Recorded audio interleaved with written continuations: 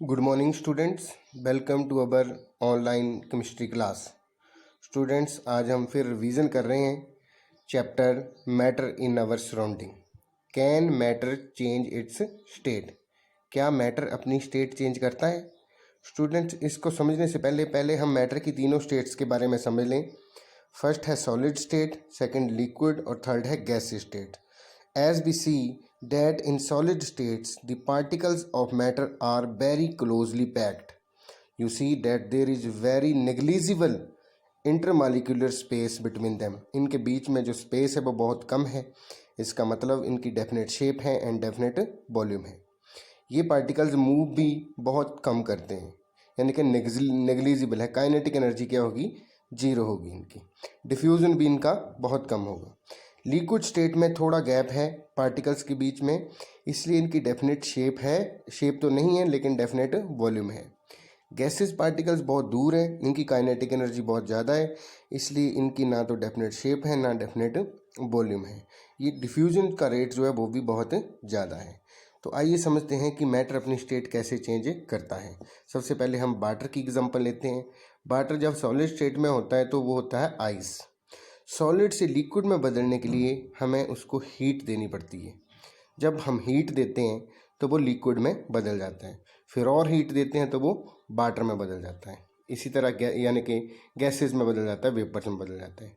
अगर हम उसको कूल करते हैं तो वो फिर लिक्विड में, और फिर कूल करते हैं तो फिर सॉलिड में बदल जाता है।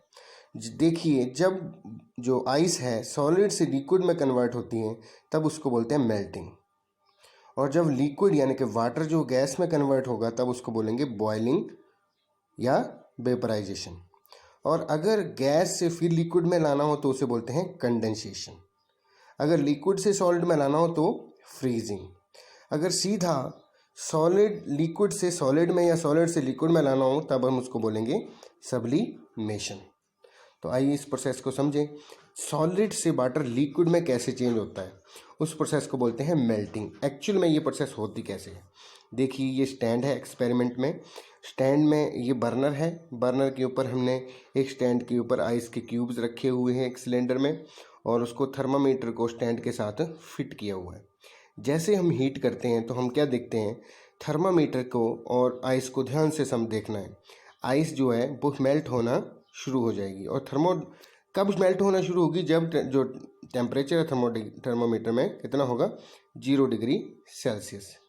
हम देखते हैं कि आइस मेल्ट हो रही है, लेकिन जो थर्मामीटर की वैल्यू है वो 0 डिग्री सेल्सियस ही रह रही है। जब तक पूरी आइस मेल्ट नहीं हो जाती तब तक थर्मोमीटर में जो वैल्यू है वो 0 डिग्री सेल्सियस ही रहती है। ऐसा क्यों होता है? ऐसा इसलिए होता है कि जो सॉलिड पार्टिकल्स हैं इनको लिक्विड में बदलने के लिए जो हीट हम सप्लाई कर रहे हैं वो उसमें यूज़ हो रही है। जब तक वो पूरा सॉलिड लिक्विड में नहीं कन्वर्ट हो जाता तब तक वो उसकी वैल्यू जो है वो उतनी ही रहती है। ऐसा इसलिए होता है क्योंकि इसमें लेटेंट हीट है। इसको बोलते हैं लेटेंट हीट ऑफ फ्यूज़न।